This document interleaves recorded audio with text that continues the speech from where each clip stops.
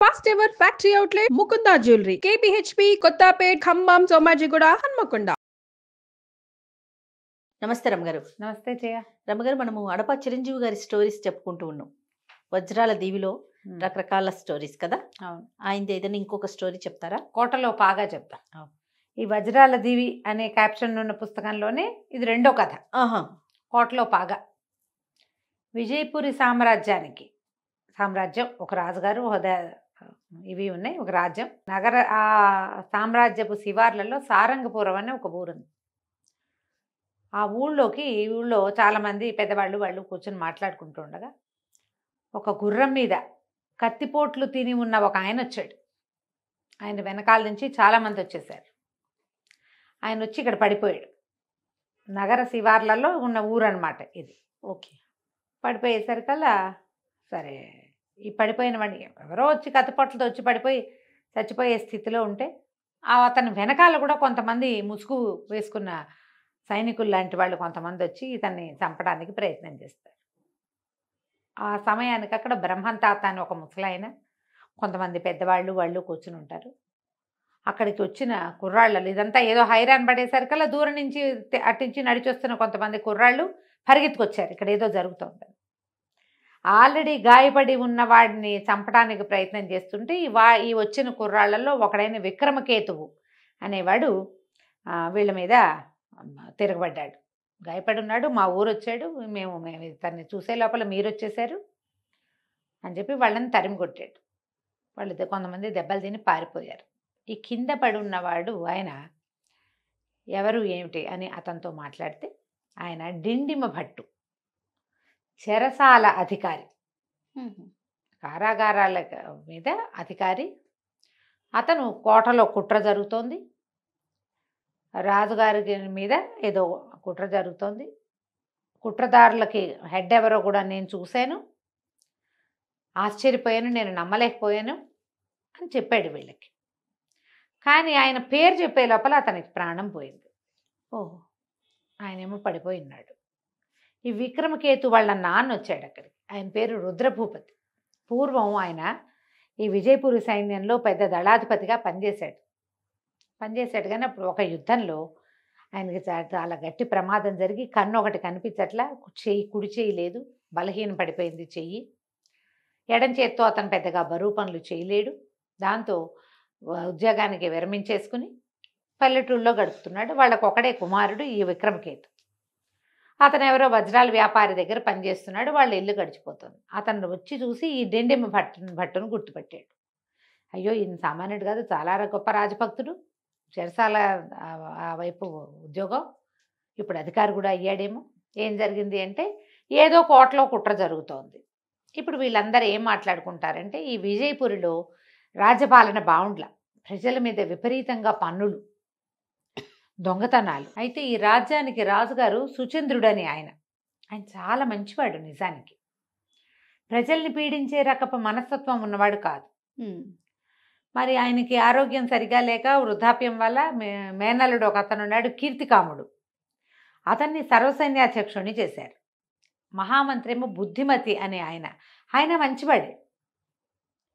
వీళ్ళకి తొలి కాలంలో చెడ్డ పేరు లేదు, ధర్మప్రభువుగా పేరు పొందినవాడు సుచంద్రుల వారు. ఓకే.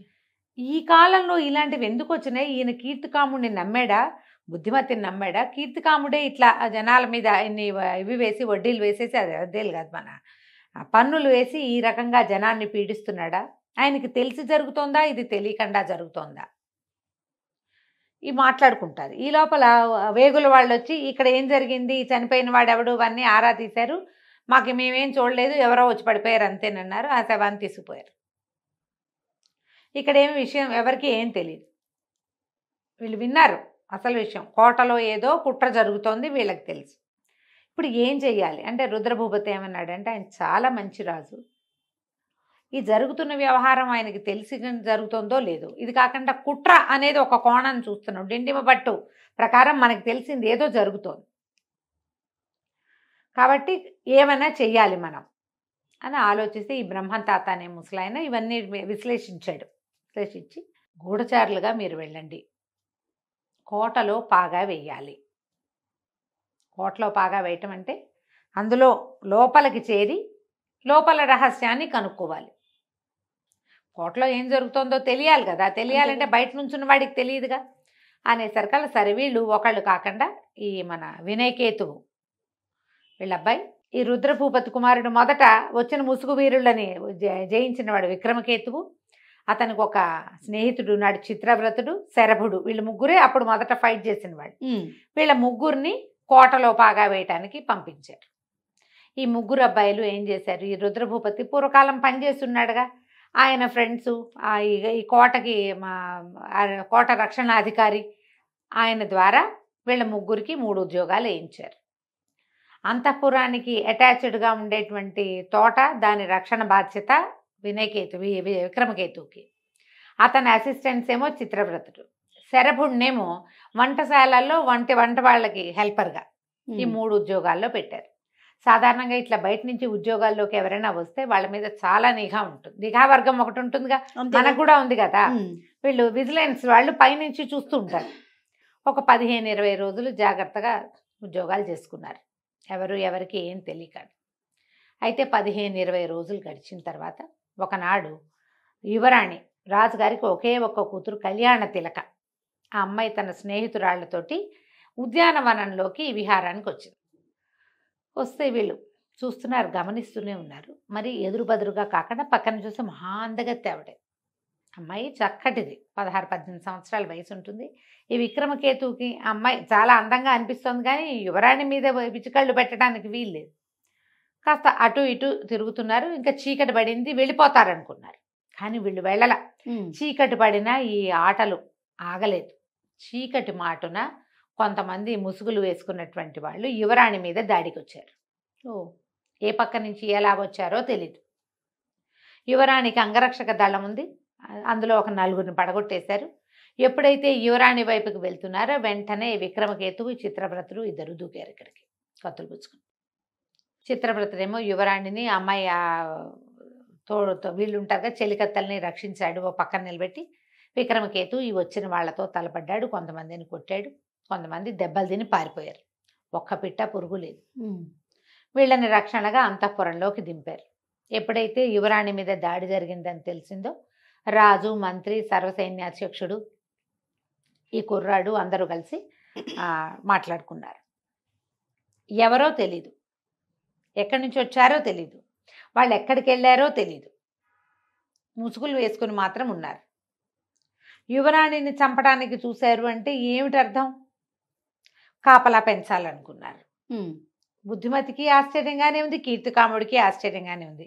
వీళ్ళు బయట విన్నదేమిటి, ఈ కోటల్లో జరిగేటువంటి రకరకాల వ్యవహారాలకి కీర్తికాముడే కారణం అయి ఉండొచ్చు.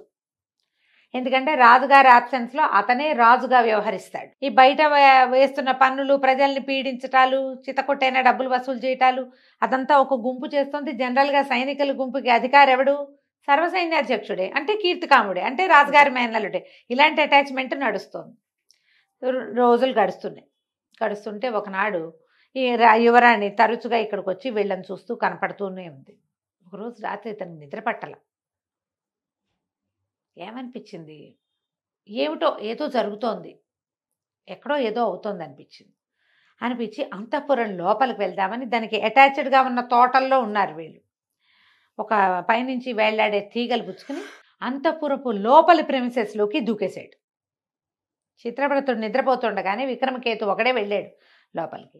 వెళ్ళేసరికల్లా అతను ఒక పక్కన దాక్కుని మెల్లిగా ఏం జరుగుతుందో సాపిగా చూస్తుంటే కొంతమంది వ్యక్తులు ఇట్లా నీడల్లాగా లోపలికి రావటం, సైనికుల్ని చంపేయటం కనపడంగానే ఇతను తిరగబడిపోయాడు. ఇక వాళ్ళ మీద పడ్డాడు. సైనికులు కొంతమంది దెబ్బలు తిన్న వాళ్ళు ఉన్నారు, కొంతమంది పడిపోయారు, ఒక 5-6గురికి గాయాలు, ఓ 4 మరణించారు. ఇంకా లోపల కాపలా వాళ్ళు ఉంటారు కదా, వాళ్ళందరూ వస్తున్నా కూడా ఇక్కడ ఉన్న వచ్చి ఈ ముసుగుబారులు ఆగటల్లా ఇతను వీలైనంత మందిని కొట్టాడు. ఎప్పుడైతే ఈ కత్తులు, వటార్లు, అరుపులు, కేకలు, చావు కేకలు బయటపడేసరికల్లా రాజు, రాణి, యువరాణి అందరూ లేచి వచ్చేసారు. లేచి వచ్చాక వాళ్ళు చూస్తుండగానే ఇక్కడ బోళ్ళంత దుమ్మి జరిగింది. వాళ్ళ వైపుకి వెళ్ళనివ్వకుండా చాలా మందిని ఇతను కొట్టేశాడు. అప్పుడు చూసుకుంటే నువ్వు ఎలా వచ్చావు, నువ్వు ఎందుకు వచ్చావు, నన్ను క్షమించండి, నాకు ఏదో అనిపిస్తోంది, ఏదో జరగబోతోందని. ఆ ప్రెషర్ని అంచుకోవడానికి గోడ దాటి వచ్చాను లోపలికి. వచ్చేసరికల్లా నాకు ఇట్లా కనపడింది. వీళ్ళేమో ఈ రకంగా అంతఃపుర వీళ్ళ రక్షకుల్ని చంపేస్తున్నారు. అంటే లోపలికి వచ్చి రాజు రాణి యువరాణి ఒకటేసారి ముగ్గురిని లేపేసేవాళ్ళు. మళ్ళీ సమావేశం చేశారు. రాజుగారు అన్నాడు, నువ్వు ఎప్పుడు కావాలంటే అప్పుడు అంతఃపురంలోకి రావచ్చని ఒక ఉంగరం తీసి ఇచ్చాడు. ఎప్పుడు ఈ 2 సార్లు తమ ప్రాణాలు రక్షించిన ఈ విక్రమకేతు మీద యువరాణి కూడా కాస్త మనసు పడ్డం మొదలుపెట్టింది. ఆ చెలికత్తెలు వాళ్ళు ఎంతసేపు రావటం కలవటం జరుగుతూ ఉంది. దేనివల్ల ఇది జరుగుతోందో అర్థం కావటంలా. ఇతను రాజుగారితోటే మాట్లాడుతూ అడిగాడు కూడా, ఏమిటి ఇక్కడ మీకు ఎవరి మీదైనా అనుమానంగా ఉందా? బుద్ధిమతి గారు ఎలాంటి వాడు, కీర్తికాముడు ఎలాంటి వాడు అంటే, కీర్తికాముడు ప్రెషర్లో టెన్షన్లోనే ఉన్నాడు. అయితే ఏమైంది, వీళ్ళకి సారంగుడు, వీళ్ళకి శరభుడు అని ఫ్రెండ్ ఉన్నాడు కదా, వాడు వంటశాలలో ఉన్నాడు. ఒకరోజు వచ్చి వాడు ఏం చెప్పంటే, వంటశాలలో నాకు ఒక విచిత్రమైన విషయం తెలిసింది. బుద్ధిమతికి ఒక కుమారుడు ఉన్నాడు, శ్రీకరుడు అని. ఇంచుమించుగా కీర్తికాముడు వయసు వాడే. అతను యువరాణి మీద మనసు పడ్డాడని ఒక వార్త ఉంది. కొంచెం ఆశ్చర్యంగా ఉంది. మంత్రి గారి కొడుకు యువరాణి మీద మనసు పడ్డామంటే కొంచెం ఆలోచించాలి. అతను ఏం చేస్తున్నాడంటే, అతను కూడా ఏదో ఉద్యోగంలో ఉన్నాడు ఇక్కడే ఒక అధికారిగా. సరే, అతని ఆనుపానులు కూడా అనుకున్నారు ముగ్గురు. అనుకున్న తర్వాత ఇతను ఏం చెప్పాడంటే, చెరసాలలో భోజనాలు ఏవో పంపిస్తున్నారు అంటే, ఈ చిత్రవ్రతుడు అన్నాడు, ఎవరో 2 వైద్యులు తరచుగా కోటలోకి వస్తున్నారు. ఎవరికి అనారోగ్యమై వాళ్ళు కోటలోకి వస్తున్నారు? అదొక అనుమానం ఉంది. ఈ చెరసాలలోకి భోజనాలు పంపించినటువంటి ఎక్స్ట్రా భోజనాలు, పిండి వంటలు అవి చేసి పంపిస్తారా చెరసాలలో? రాజుగారి పుట్టినరోజు, యువరాణి పుట్టినరోజు, రాజు రాణి పెళ్లి రోజు, ఇలాంటప్పుడు ఎప్పుడైనా పంచభక్ష పరమాన్నాలు వండి పంపించవచ్చు. మొత్తం ఊరంతా పిండి వంటలు పంచుతారు. పుట్టినరోజులు వ్యవహారాలు ఏమీ లేవు. ఒక్క చెరసాల్లోకే ఫుడ్ ఎందుకు వెళ్తోంది? సరే, చెరసాల్లో ఏం జరుగుతోందో చూద్దాం అనుకున్నారు వీళ్ళు. అని వీళ్ళకి ఇంకొక అనుమానం ఏంటంటే, డిండిమ భట్ ఆ రోజు చనిపోయాడు. మొట్టమొదట కథ మొదలైంది అక్కడే కదా. ఆయన చెరసాలకి అధికారి. ఆయన ఏదో విన్నాడు, కోటలో జరుగుతున్న కుట్ర విన్నాడు. ఆయన ఎక్కడో ఎలా వింటాడు? ఆయన ఉద్యోగం ఎక్కడ? చెరసాల్లో.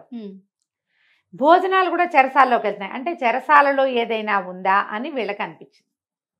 అదేదో చూద్దామని వంట వాళ్ళలాగా వేషం వేసుకుని విక్రమకేతు ఈ భోజనాలు పట్టుకెళ్తున్న వాళ్ళతో కలిసిపోయి అతను ఆ చెరసాల్లోకి వెళ్ళాడు. అక్కడ వీళ్ళు ఏం తెలుసుకున్నారంటే, వీళ్ళు అక్కడ సైనికులు మామూలు వాళ్ళు బట్టలు మార్చుకుంటున్నారు. బయట నుంచి వచ్చిన ముసుగు వాళ్ళేమో సైనికులు గాను, సైనికులేమో ముసుగు వాళ్ళు గాను మారుతున్నారు. ఆ ముసుగులు వేసుకొచ్చి అక్కడంతా ఫైట్ చేసి ఊళ్ళలో జనాల దగ్గర నుంచి డబ్బులు నగలు లాక్కొచ్చేసిన వాళ్ళు చెరసాలలోకి వచ్చేస్తున్నారు. వాళ్ళు ఈజీగా తప్పించుకోగలరు, సైనికుల వేషాల్లో ఉంటారు. వాళ్ళందరూ మదిరి సేవించారు. మదిరి సేవించాక ఇతను ఏం చేశాడు, మెల్లిగా అందరి చొక్కాలు అవి ఊడదీసి వాళ్ళ ఒళ్ళు పరిశీలిస్తే చాలా మందికి గాయాలు ఉన్నాయి. అందులో కొంతమందిని అంతకుముందు 6గురినో 9గురినో తను కొట్టాడు. మళ్ళీ మొన్న యువరాణిని చేసినప్పుడు తను కొట్టాడు కొంతమందిని. మళ్ళీ యువరాజు అంతఃపురంలో కూడా దెబ్బలు తిన్నారు.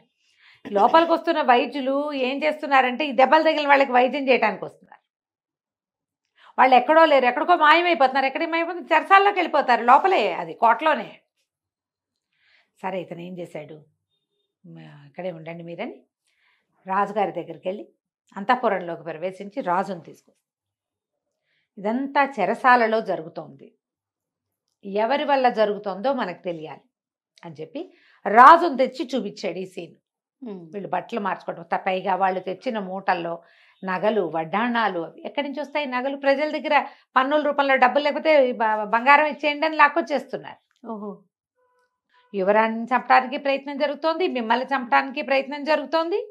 ప్రజల నుంచి డబ్బు ధనము లాగేసి మీ మీద చెడ్డ పేరు ఆల్రెడీ వాళ్ళు తిరుగుబాటు చేసేందుకు వీలుగా ప్రజల్ని రెడీ చేస్తున్నారు. ఇక్కడ ఏదో జరుగుతోంది. సరేని అనుకున్నారు.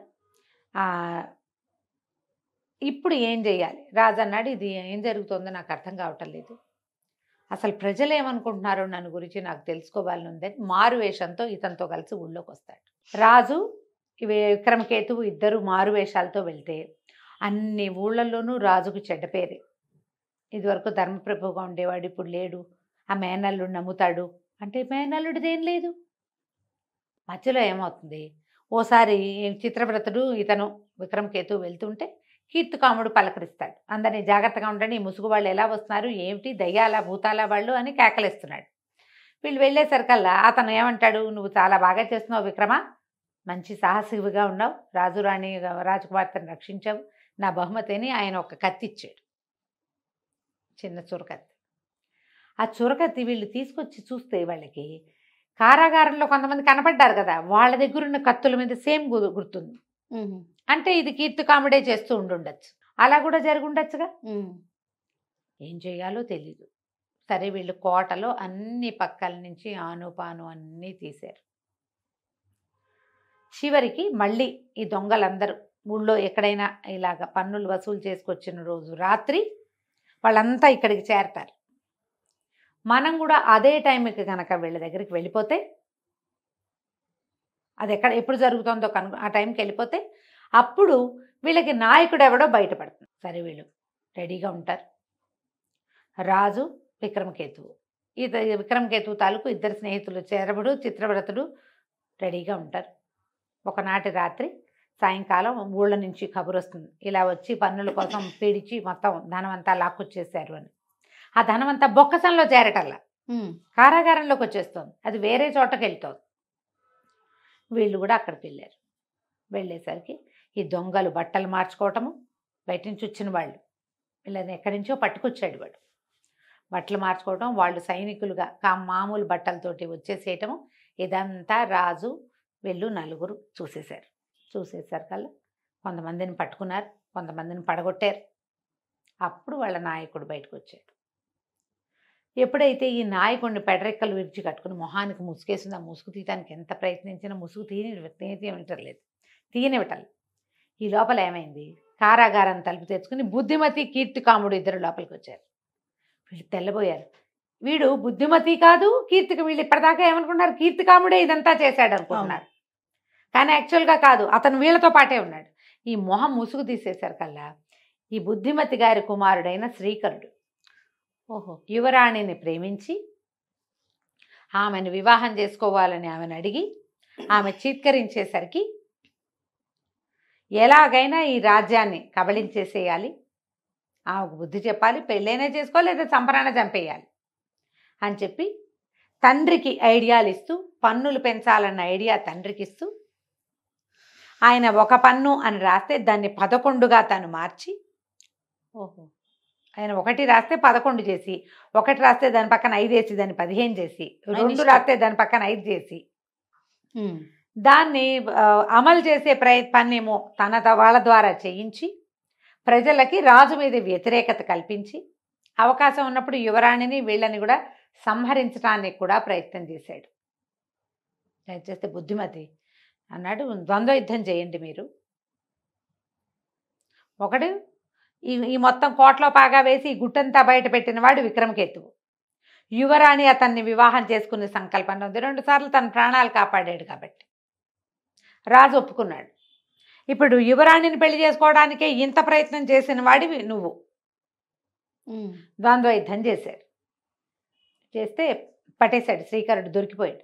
దొరికిపోతే బుద్ధిమతి గారు అన్నాడు, మంత్రి వీడిని చంపేసేయి, వీడిని బతికించి ఉంచకూడదు, నగరం నుంచి బయటికి పంపించేస్తాం, అక్కడ ఎవరినో తెస్తాడు మళ్ళీ వీడు.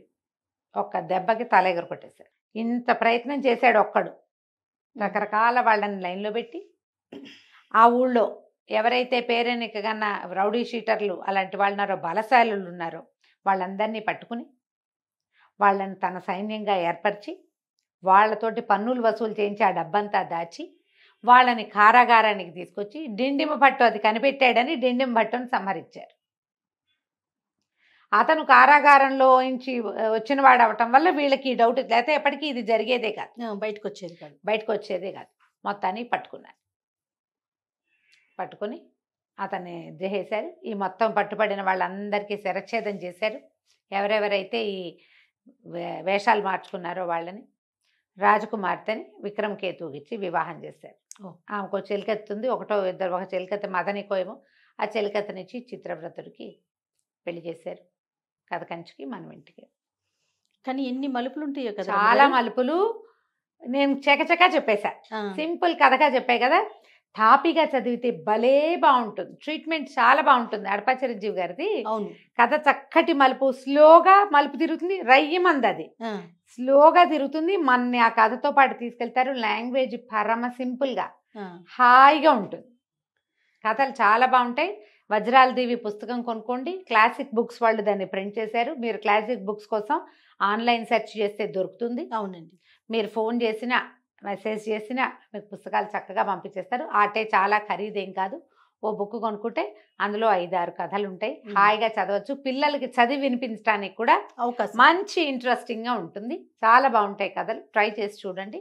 కోటలో పాగా నేను స్లోగా అంటే ఏమనాలి, స్పీడ్గా చకచక బ్రీఫ్గా చెప్పేశాను. నిదానంగా చదివితే ఇంకా ఎక్కువ రుచిగా ఉంటుంది. తప్పకుండా. నమస్తే. నమస్తే.